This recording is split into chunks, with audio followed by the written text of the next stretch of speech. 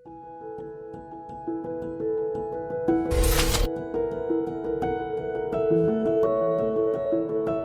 ayat, 5 ayat yang Allah turun kepada Nabi sallallahu alaihi wasallam pada awal-awal. Jadi kita hidup di atas dunia ni,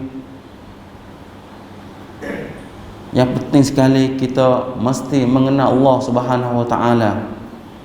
Allah yang memberi rezeki kepada kita, Allah yang memberi kekuatan kepada kita, Allah yang memberi sehat kepada kita. Maka banyaklah kita mengingati Allah Subhanahu wa taala. Apabila bunyi suara azan, kita teruskan kepada masjid.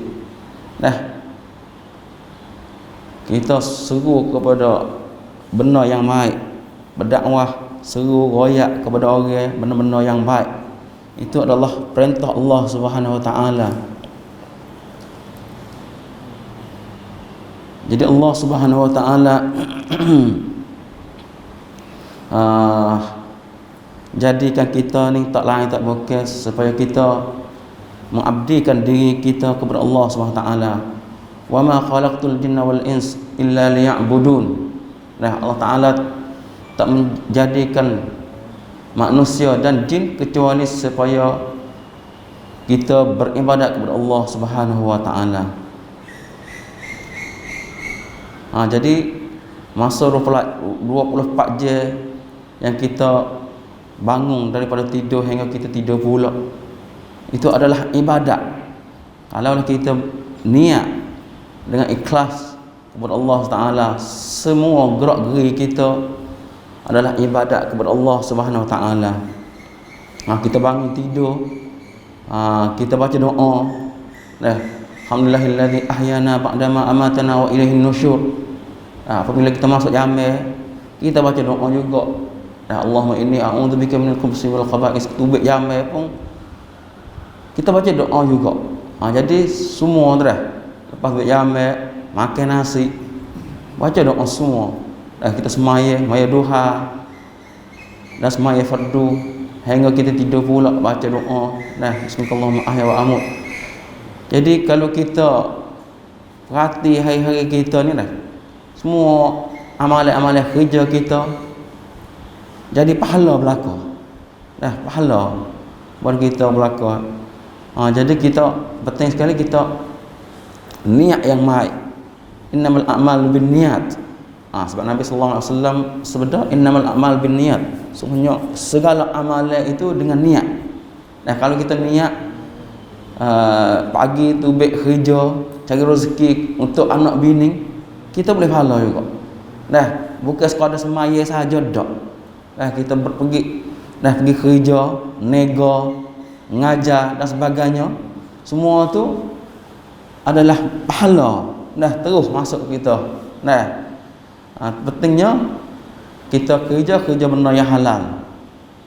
Buat benda-benda yang halal, benda-benda yang baik, benda yang disukai oleh Allah Subhanahu wa taala, yang diridai oleh Allah Subhanahu wa taala.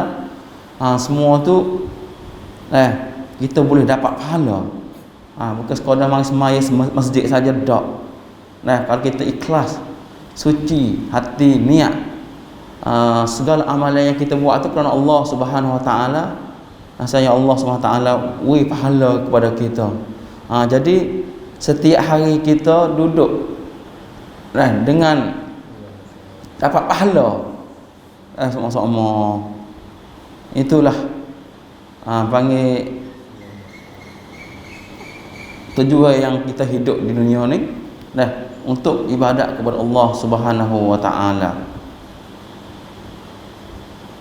Maka banyaklah kita syukur kepada Allah Taala yang Allah Taala beri kita ni sebagai orang yang mukmin. Sebab banyak lagi orang yang Allah Taala tak beri hidayah kepada mereka. Banyak lagi mereka usaha baca kitab apa, tapi Allah Taala tak beri hidayah kepada kita. Maka alhamdulillah lah kita ni diberanak oleh ibu bapa kita dengan atas agama Islam. Tak kena kita duk cari-cari. Jadi kita beranak tu baik puan tu dah dalam Islam dah. Maka alhamdulillah lah, syukur atas nikmat Islam. Dah, jadi dua nikmat yang Allah Taala beri kepada kita ni yang besar sekali, tak ada dah nikmat lain. Nikmatul Islam wal iman. Dua nikmat ni, nikmat Islam dan iman kita kepada Allah Subhanahu wa taala. Maka banyaklah kita bersyukur, banyaklah kita mengucap raditu billahi rabba wa bil islami dina wa bi muhammadar rasula. Kita mengucap pagi-pagi 3 kali, petang 3 kali. Ini adalah doa ataupun maksurat yang Nabi ajar kepada kita. Dah, pagi-pagi paling kurang kita bacalah doa raditu billahi rabba wa bil islami dina wa bi muhammadar rasula. Dah, kita redha dah dengan kita dalam agama Islam. Raditu billahi rabba wa bil islami dina. Dah, kita dengan Islam kita ni lah yang kita redha dah juga sebagai agama kepada kita. Dan kita percaya juga pada Nabi sallallahu alaihi wasallam. Jadi dua perkara lah dalam Islam ni, kalau kita nak buat ibadat tu, dua perkara. Kalau ada dua perkara ni kita jayalah, iaitu satunya ikhlas kepada Allah Subhanahu wa taala. Segala amalan kita tu kena melalui hati yang bersih. Satu bagi syarat untuk Allah Taala nak terima amalan kita kena ikhlas kepada Allah Subhanahu wa taala. Yang kedua, syarat yang kedua yang Allah Taala nak terima amalan kita, iaitu kita kena ittiba', kena ikut Nabi sallallahu alaihi wasallam. Nah, bukan ikut tok guru, ikut Nabi sallallahu alaihi wasallam. Nabi royak gini, kita kena gini, yang kiri. Tu dah. Jadi ittiba' ni salah satu syarat yang Allah Taala nak terimakan amalan kita. Kalau kita ada dua syarat ni, Allah Taala terima, insya-Allah Allah Taala terima amalan kita. Satu ikhlas Allah Taala, yang kedua kita kena ittiba' tu Nabi sallallahu alaihi wasallam. Segala perkara yang kita lakukan di atas dunia ni, kita mesti ikut Nabi sallallahu alaihi wasallam dalam ibadat lah. Apabila benda hak dunia ni kita buatlah gapo pun, selagi mana tak nak menyalahi dengan agama Islam, tak menyalahi dengan ajaran Islam. Itulah panggil tafsir pada pagi ini. Sekadar itulah. Mudah-mudahan Allah Subhanahu taala beri pahala kepada kita, supaya Allah Subhanahu taala panjangkan umur kita, supaya kita dapat faham Islam yang sebenar. Maka sekadar inilah pada pagi ini, mudah-mudahan kita bersama dalam limpah kurnia Allah SWT, dalam pengampunan Allah SWT. Banyaklah kita berzikir, beristighfar kepada Allah SWT.